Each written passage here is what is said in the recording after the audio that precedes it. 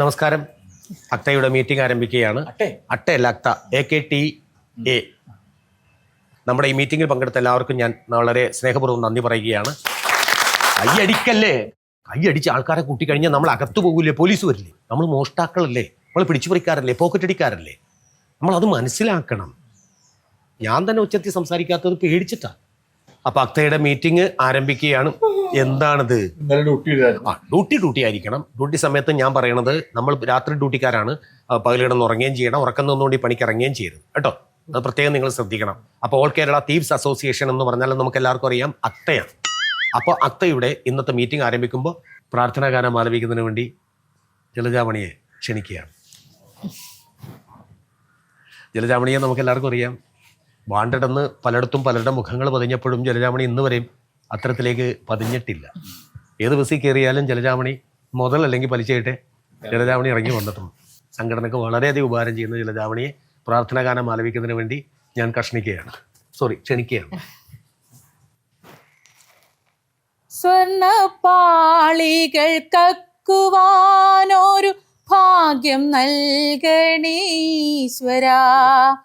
കട്ടശേഷം ജയിലിൽ പോകാതെ കാത്തുകൊള്ളണേ ഞങ്ങളെ. ഇത്രയും കള്ളന്മാർ വസിക്കുന്ന ലോകം കാക്കുന്ന ദൈവമേ, നിന്റെ വിഗ്രഹമാരും പോക്കാതെ നീ തന്നെ നിന്നെ കാക്കണേ. നിന്റെ വിഗ്രഹമാരും പോക്കാതെ നീ തന്നെ നിന്നെ കാക്കണേ. നീ തന്നെ നിന്നെ കാക്കണേ. നീ തന്നെ നിന്നെ കാക്കണേ. ജലജാമണി എന്ത് സൂപ്പറായിട്ടാണ് പാടുന്നത്. പല ഗാനമുള്ള ട്രൂപ്പിലും പാടിക്കൂടെ?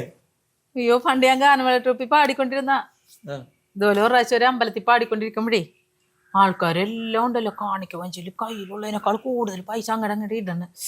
അത് കണ്ടപ്പോ എന്റെ കൈ ധരിച്ചു. പിന്നെ ഒന്നും നോക്കിയില്ല, പൊക്കി. പക്ഷെ ജസ്റ്റ് മിസ്, എന്നെയും പൊക്കി പോലീസ്. 2 വർഷം അകത്തായിരുന്നു. അവിടെ നിന്ന് ഇറങ്ങിക്കഴിഞ്ഞപ്പോഴാണ് ഈ സാറിനെ പരിചയപ്പെടുന്നത്. പിന്നെ ഒന്നും നോക്കിയില്ല, എന്തെന്നില്ലാത്തൊരു കോൺഫിഡൻസ്. അങ്ങനെയാണ് ഗാനമേളയുടെ ട്രാക്ക് മാറ്റിയിട്ട് ഞാൻ ഈ ട്രാക്കിലേക്ക് വന്നത്. സാറേ, നമ്മുടെ വക്കീലിനെ മാറ്റണോട്ടോ. വക്കീലിന് 3 വർഷം കൂടി ആയുസുള്ളതെന്ന് പറഞ്ഞു. എന്താ കാര്യം എന്നറിയും? നമ്മുടെ ഒരു പയ്യൻ നമ്മുടെ മോഷ്ടാവായ ഒരുത്തിന് വേണ്ടി വക്കീൽ ഹാജരായി. വക്കീൽ അവന് വേണ്ടി ബാധിച്ച് അവൻ അകത്തായി. ഇനിയിപ്പോ അവൻ 3 കൊല്ലം കൂടി അവൻ പുറത്തിറങ്ങുമ്പോ ഇയാൾ അകത്താവും. ഇയാൾ ജയിലിനകത്തല്ല, വെട്ടിക്കകത്താവും. അക്തയുടെ നമ്മുടെ യോഗ നടപടികൾ ആരംഭിക്കുകയാണ്. വരവ് ചെലവ് കണക്കുകൾ നമുക്ക് ലാസ്റ്റ് അവതരിപ്പിക്കാം. ആദ്യം നിങ്ങൾക്ക് അങ്ങോട്ടും ഇങ്ങോട്ടും എന്തെങ്കിലും പറയാനുണ്ടെങ്കിൽ പറയാം. അല്ല, എനിക്കൊരു സംശയമുണ്ടേ. ഈ പ്രസിഡന്റ് സെക്രട്ടറി മാത്രമേ ഉള്ളൂ, ഖജാൻജി ഇല്ലേ? ഖജാൻജി എന്താ ഇല്ലാത്തത്? കള്ളന്റെയിൽ ആരെങ്കിലും താക്കോൽ ഏൽപ്പിക്കും. അതുകൊണ്ടാണ് നമ്മുടെ സംഘടനയിൽ ഖജാൻജി ഇല്ലാത്തത്. നമ്മളൊക്കെ തന്നെ ഖജാൻജി. അത് മതി, അതാ നല്ലത്. സാറേ, എനിക്കൊരു പരാതി പറയാനുണ്ട്. പറയൂ.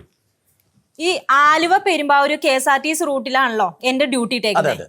ഞാനത് നല്ല അതിമനോഹരമായിട്ട് ഞാൻ ചെയ്യുന്നുണ്ട്. എനിക്കറിയാം. അപ്പോ ഒരു 4 മാലയും 4 പേഴ്സും ഞാൻ ഉന്നം വെച്ചിട്ട് ഒരാഴ്ചത്തോളമായി. ആ സമയത്താണ് വാഴക്കുളത്ത് എത്തിയപ്പോ ഈ ജലജ മേഡം വെറുതെ കയറി അതിന്റെ ഇടയിൽ പ്രശ്നം ഉണ്ടാക്കാൻ വരുന്നത്. എന്താ ജലജാമണിക്ക് ഞാനൊരു സ്ഥലത്ത് പെർമിറ്റ് തന്നിട്ടുണ്ട്, അവിടെ കയറുക ജലജാമണി. സാറേ, എന്റെ പെർമിറ്റ് പെരുമ്പാവൂര് മൂവാറ്റുപുഴ റൂട്ടിലാണ്. ആ ബസ്സിൽ കയറണം, അല്ലാണ്ട് ഈ ഇവള് കയറുന്ന ബസ്സിൽ കയറരുത്. സാറേ, ഇവള് പോയ പെർമിറ്റ് ഡ്യൂട്ടിക്കല്ല ഞാൻ പോയത്. ഞാൻ അവളുടെ ഡ്യൂട്ടി ഒന്നും എടുക്കേണ്ട കാര്യം. പിന്നെ എന്തിനാ ബസ്സിൽ കയറി? ഞാൻ എന്റെ കുഞ്ഞമ്മയുടെ വീട്ടിൽ പോയതാ സാറേ. അപ്പോഴത്തേക്കാണ് ഇവള് പെട്ട് നിൽക്കണ കണ്ടത്. ആൾക്കാർ പിടിക്കുന്ന ഒരു ഘട്ടം വന്നപ്പോ ഞാൻ ഇവളുടെ കയ്യിൽ നിന്ന് മേടിച്ച് ആ പെണ്ണുമ്പിള്ളയുടെ മടിയിലേക്ക് ഇട്ട് കൊടുത്തു, അറിയാത്ത വിധത്തിൽ. അതിന്റെ പേരിൽ ഒരു 500 രൂപ എനിക്ക് അവര് ഗിഫ്റ്റും തന്നു. അതിന്റെ 250 രൂപ ഞാൻ പകുതി കൊടുത്താന്ന് ചോദിച്ചേ. അവളെ രക്ഷപ്പെടുത്തിയാ ജയിലിൽ പോകാതെ. അസോസിയേഷൻ എന്തെങ്കിലും ഒരു പൈസ തരാൻ പറഞ്ഞാൽ നിങ്ങൾ തരില്ല. നിങ്ങൾ അങ്ങോട്ടും ഇങ്ങോട്ടും ഇട്ട് കൊടുത്തു കളിക്കല. സാറേ, നമ്മുടെ അസോസിയേഷനിലെ ഒരു മെമ്പർ ആണെന്ന് കരുതിയിട്ട് വെറുതെ പെട്ട് അകത്ത് പോയി കിടന്ന് ഉണ്ടാൻ വെള്ളം തിന്നണ്ടല്ലോ എന്ന് കരുതി രക്ഷപ്പെടുത്താൻ നോക്കിയാൽ ഞാനിപ്പോ മണ്ടിയായി. ഒരു കാര്യം പറയുക, നമ്മളെക്കാൾ കൂടുതൽ ഈ രംഗത്തേക്ക് ഇപ്പൊ കടന്നു വരുന്നത് മറ്റുള്ളവരാണ്. നമ്മൾ ഇന്ന് വരെ ഒരു വിഗ്രഹം മോഷ്ടിക്കാനോ അല്ലെങ്കിൽ ഒരു ലോഹപ്പാളി ഇളക്കാനോ ഒന്നും നമ്മൾ ശ്രമിച്ചിട്ടില്ല. നമുക്ക് അതിനുള്ള യോഗമില്ല. നമ്മളെ സംബന്ധിച്ചിടത്തോളം നമ്മളെ മറ്റുള്ളവരുടെ മുമ്പിൽ കൈനീട്ടാതെ മാന്യമായി ജോലി ചെയ്ത് ജീവിക്കുന്നവരാണ്. നമുക്ക് വേണ്ടത് റെസ്പോൺസിബിലിറ്റി, ഉത്തരവാദിത്വം വേണം, പേഴ്സണാലിറ്റി വേണം. ഒരു പേഴ്സ് എവിടെയെങ്കിലും കണ്ടാൽ അത് എടുക്കാനുള്ള ഒരു എബിലിറ്റി നമുക്ക് വേണം. ഇതാരണത് ഇത് സാറിന് എന്താ പറയാ, ആ സമയം നമുക്ക് കൈതരിക്കും. അതുകൊണ്ടാണ് സാറ് സംസാരിച്ചോ. എല്ലാവർക്കും എന്റെ നമസ്കാരം. എനിക്ക് പ്രസിഡന്റ് അടുത്താണ് ചോദിക്കാനുള്ളത്. ഇവിടെ മെമ്പർഷിപ്പ് എടുക്കാത്ത ആൾക്കാർ വലിയ വലിയ മോഷണം പുറത്തു നടത്തുന്നുണ്ട്. ഇതിനെ കുറിച്ച് പ്രസിഡന്റ് എന്താ പറയാനുള്ളത്? എന്ത് മോഷണം നടത്തി, എവിടെ നടത്തി? കഴിഞ്ഞ ദിവസം പാളി മോഷണം, അത് പാളിക്കൊണ്ടിരിക്കുകയാണ്. ഞാൻ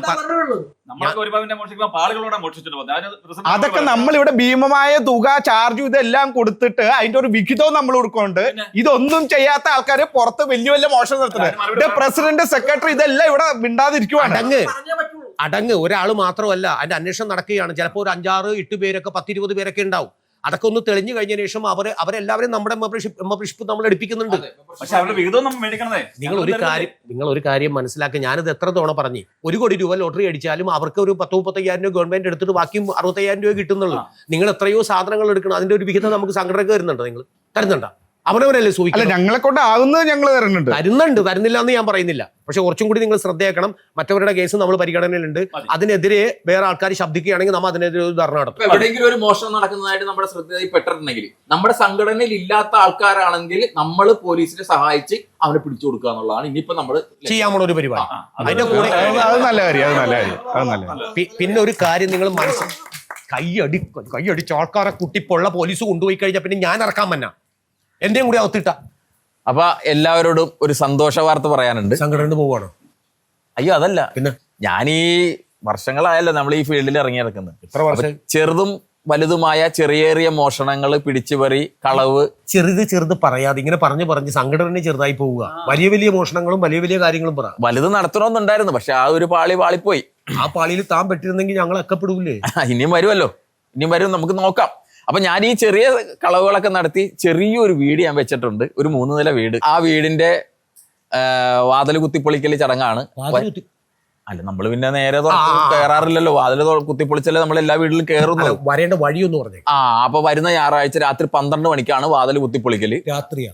പിന്നെ നമ്മൾ പകല് വല്ലതും ഇറങ്ങി നടക്കാറുണ്ടാ? അപ്പൊ ഡ്യൂട്ടിയുള്ള സമയത്ത് നമ്മൾ ഡ്യൂട്ടിക്ക് അങ്ങോട്ട് പോയച്ചാൽ മതി. നമ്മൾ രാത്രി ഇറങ്ങി നടക്കുക, പകല് കിടന്ന് ഉറങ്ങുക. അതാണല്ലോ നമ്മുടെ രീതി. നമ്മുടെ കുന്നുംപുറം ബസ് സ്റ്റോപ്പിൽ ഇറങ്ങുക. ഓക്കെ. കുന്നുംപുറം ബസ് സ്റ്റോപ്പിൽ ഇറങ്ങിയിട്ട് വലത്തോട്ട് നടക്കണം. വലത്തോട്ട് നടക്കുമ്പോഴത്തേക്ക് ഒരു ട്രാൻസ്ഫോമർ കാണാം. ആ ട്രാൻസ്ഫോമറിന്റെ അടിയിൽ കൂടി നുഴഞ്ഞു വേണം വരാനായിട്ട്. കറണ്ട് അടിക്കൂലേ? രാത്രി 12 മണിക്കല്ലേ പരിപാടി. ഞാൻ ആ പഞ്ചായത്തിലെ മുഴുവൻ ഫീസ് ഊരുമല്ലോ. അപ്പൊ ധൈര്യമായിട്ട് കറണ്ട് അടിക്കില്ല, ധൈര്യമായിട്ട് വരാം. ഈ നുഴഞ്ഞു കയറി വരുന്ന വഴിക്ക് രാഘവൻ ചേട്ടന്റെ വീട് കാണാം. പടിയരാഘവൻ റിട്ടയർഡ് മറ്റേ പോലീസ്. ഇപ്പൊ എങ്ങനെയാണ് പുള്ളി? ഇല്ലില്ല, പുള്ളി ഇപ്പൊ തളർന്നു കിടക്കുക. അതുകൊണ്ട് പേടിക്കണ്ട. നമ്മ നേരെ മതില് ചാടുക. മതില് ചാടി കുറച്ചുകൂടി മുന്നോട്ട് വരുമ്പോഴത്തേക്ക് വേറൊരു വേലി കാണാം. അപ്പൊ നേരായ മാർഗത്തിലുള്ള ഒരു വഴിയില്ലേ അവിടെ? നമ്മൾ പണ്ട് മുതലേ ഇങ്ങനെയൊക്കെയാണല്ലോ നടന്നുവെച്ചത്. നേരായ മാർഗത്തിലൂടെ നടക്കാറില്ലല്ലോ. അപ്പൊ പിന്നെ വഴിയുടെ ആവശ്യമില്ലല്ലോ. നമ്മൾ അങ്ങനെയുള്ള സ്ഥലത്തല്ലേ വീട് വെക്കുള്ളൂ. അപ്പൊ എല്ലാവരും എത്തുക. പിന്നെ വരുമ്പോ ആരും ഗിഫ്റ്റും സാധനങ്ങളൊന്നും കൊണ്ടുവരണ്ട. കാരണം നിങ്ങൾ അവിടെ നിന്ന് ഇവിടെ നിന്നൊക്കെ അടിച്ചിട്ടുണ്ടായിരിക്കുമല്ലോ എനിക്ക് കൊണ്ടുവന്ന് തരുന്നത്. അല്ലാണ്ട് പൈസ കൊടുത്ത് മേടിച്ചിട്ട് നിങ്ങൾ ആരും കൊണ്ടുവന്ന് തരുമല്ലോ എന്ന് എനിക്കറിയാം. അപ്പോൾ ആ സാധനങ്ങൾ കൊണ്ടുവന്ന് വെച്ച് കഴിയുമ്പോൾ പിന്നെ തെളിവെടുപ്പ് ഒരു പോലീസ് വന്ന് എന്നെ പൊക്കിക്കൊണ്ട് പോകും. അതുകൊണ്ട് ഓൺലി ഗൂഗിൾ പേ. നല്ലാത്ത പ്ലേ ആണല്ലോ അത്. കഴിഞ്ഞോ? പ്രസിഡന്റേ, നമ്മുടെ ഈ ഹൈടെക് യുഗത്തിൽ നമ്മളൊരൊട്ടും അപ്ഡേഷൻ അല്ല എന്നുള്ളൊരു പരാതി ഉണ്ട് എനിക്ക്. അത് കാരണം എന്ന് വെച്ചാൽ ഇന്നത്തെ കാലത്ത് ആരും പൈസ കൊണ്ടു നടക്കാറില്ല. ആരുടെയും പൈസ ഇല്ല. എല്ലാവരും ഗൂഗിൾ പേയും പിന്നെ കാർഡും ഒക്കെ അല്ലേ കൊണ്ടു നടക്കുന്നത്. അപ്പോൾ എൻ്റെ ഒരു സുഹൃത്ത് ഒരു കമ്പനി നടത്തുന്നുണ്ട്. ഈ വൈഫൈ കാർഡും ഗൂഗിൾ പേയും ഒക്കെ ഉള്ള ആളുടെ അടുത്തൂടെ ഈ മിഷൻ കൊണ്ടു നടന്നു കഴിഞ്ഞാൽ ആ പൈസ മുഴുവൻ നമ്മുടെ അക്കൗണ്ടിലേക്ക് വരും. അതിൻ്റെ ഒരാൾ ഞാനുമായിട്ട് ബന്ധപ്പെട്ടിട്ടുണ്ട്. ആദ്യത്തെ 100 മിഷൻ നമുക്ക് ഫ്രീ ആയിട്ട് തരാമെന്ന് പറഞ്ഞിട്ടുണ്ട്. അവരിവിടെ വന്ന് ട്രെയിൻ ചെയ്ത് നമ്മളെ പഠിപ്പിക്കുകയും ചെയ്യും. അപ്പൊ അതിന്റെ പൈസ നമ്മൾ എന്ത് ചെയ്യണം? പൈസ ആദ്യം 100 മിഷൻ നമുക്ക് ഫ്രീ ആണ്. പിന്നെ നമ്മൾ പൈസ കൊടുത്ത് മേടിക്കും.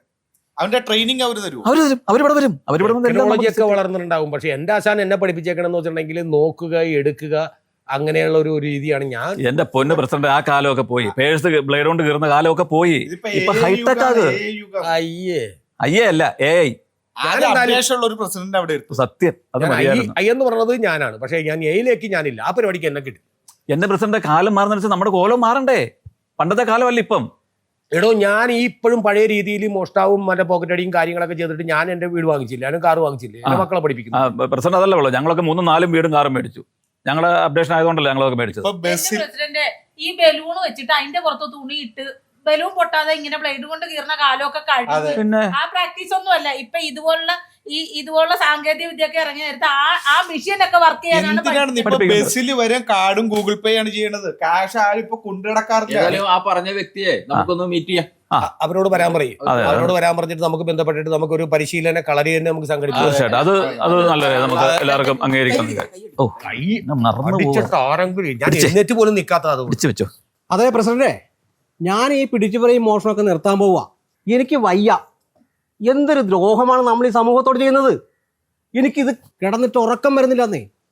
അത് തന്നെയല്ല, എൻ്റെ മനസ്സിന് കുറേ ദിവസമായിട്ട് ഇങ്ങനെ ഭയങ്കര ബുദ്ധിമുട്ടാ. ഞാനില്ല ഇനി ഈ പരിപാടി. ഒന്ന് ആലോചിച്ച് നോക്കണ്ടേ. നമ്മൾ ചെയ്യുന്ന നമ്മുടെ തൊഴിലെന്ന് പറഞ്ഞാൽ ആത്മാർത്ഥമായിട്ട് ചെയ്യുന്ന ജോലിയാണ്, മാന്യമായിട്ട് ചെയ്യുന്ന ജോലിയാണ്. എങ്ങനെ നമ്മൾ ഞാൻ പറയണത് ആദ്യം നിങ്ങൾ മനസ്സിലാക്കുക. നിങ്ങൾ പറയണത് പോലെ നമ്മളെ കൊണ്ട്, കള്ളന്മാരെ കൊണ്ട്, പോക്കറ്റടിക്കാരെ കൊണ്ട്, മോഷ്ടാക്കളെ കൊണ്ട് ദ്രോഹമല്ലും ദോഷങ്ങളുമല്ല, ഏറ്റവും കൂടുതൽ ഗുണങ്ങളേ ഉള്ളൂ. നിങ്ങളൊന്ന് ആലോചിക്ക്. ഒരു കല്ലും മണ്ണും ഇഷ്ടികയും ഒക്കെ ഇറക്കിക്കൊണ്ട് ഒരു വീടുണ്ടാക്കുന്നു. ആ വീടുണ്ടാക്കിയിട്ട് അതിന് ജനല്, വാതില്, പൂട്ട്, താക്കോലി, ഇതൊക്കെ ഈ പൂട്ടും താക്കോലും ഉണ്ടാക്കുന്ന ഒരു കമ്പനിക്കാർക്ക് അതിന് അത്രയും പേര് ജീവിക്കുന്നു. ശരിയാണോ? ഒരു വീടിന്റെ വാതിക്കൽ CCTV ക്യാമറ വെക്കുന്നു. ആ CCTV ക്യാമറ വെക്കുന്നത് നമ്മളെ പേടിച്ചിട്ടാ. അപ്പൊ അവർക്ക് ജോലിയായില്ലേ? വീടിന്റെ വാതിക്കൽ പട്ടിയെ വളർത്തുന്നു. എത്രയോ പട്ടി ബിസിനസ് നടത്തുന്ന ആൾക്കാരുണ്ട്. നമ്മളെ പേടിച്ചിട്ടാണ് അവരതൊക്കെ ചെയ്യുന്നത്. നിങ്ങൾ അതാദ്യം മനസ്സിലാക്കണം. സെക്യൂരിറ്റി ജീവനക്കാരി ഒരു ATM കൗണ്ടറിന്റെ വാതിക്കലും ഒരു ബാങ്കിന്റെ വാതിക്കലും എന്തുകൊണ്ട് ഒരു സെക്യൂരിറ്റിയെ വെക്കണം? നമ്മളെ പേടിച്ചിട്ടാ. അതുകൊണ്ട് ഒരാൾ ജീവിക്കുന്നു ഇല്ലേ? എന്തല്ല വെപ്പൺസ്, ഏതെല്ലാം ആയുധങ്ങൾ, തോക്ക്, ഇടപാടുകൾ ഒക്കെ നടത്തുന്നത് ആരെ വെച്ചിട്ടാണ്? സമ്പദ് വ്യവസ്ഥ എപ്പോഴും കൈകാര്യം ചെയ്യുന്നത് നമ്മളാണ്. മോശക്കാരല്ല നമ്മൾ ബിസിനസ് ചെയ്യുന്നതുകൊണ്ട്. ഉദാഹരണമായിട്ട് നമ്മളൊരു വീട്ടിൽ ചെന്നൊരു ഫ്രിഡ്ജ് എടുക്കുന്നു, നമ്മളൊരു TV എടുക്കുന്നു, അല്ലെങ്കിൽ നമ്മളൊരു കാൽക്കുലേറ്റർ എടുക്കുന്നു, ഒരു കമ്പ്യൂട്ടർ എടുക്കുന്നു, നമ്മൾ എടുത്തുകൊണ്ട് പോരുന്നു. അവരുടെ വീട്ടിൽ അത് നഷ്ടപ്പെടുന്നു. Miss loss.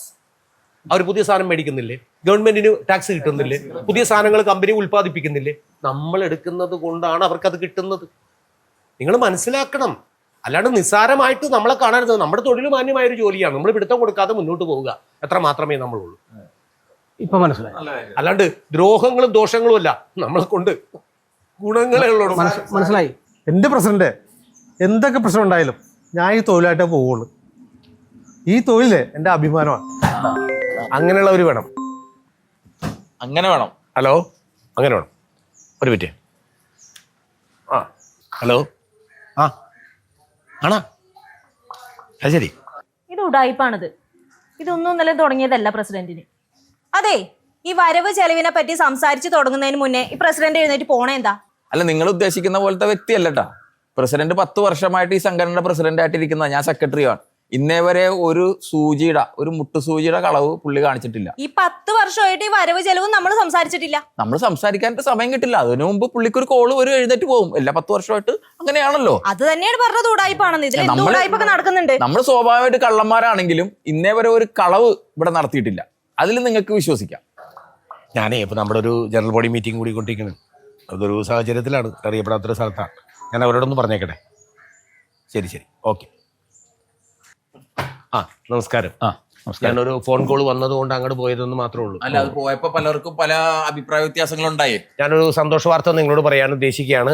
ഞാൻ ഈ ഓൾ കേരള മോഷ്ടാക്കളുടെ ഒരു സംഘടനയിൽ നിന്ന് പ്രസിഡന്റ് പദം രാജിവെക്കുക. അത് നടക്കില്ല.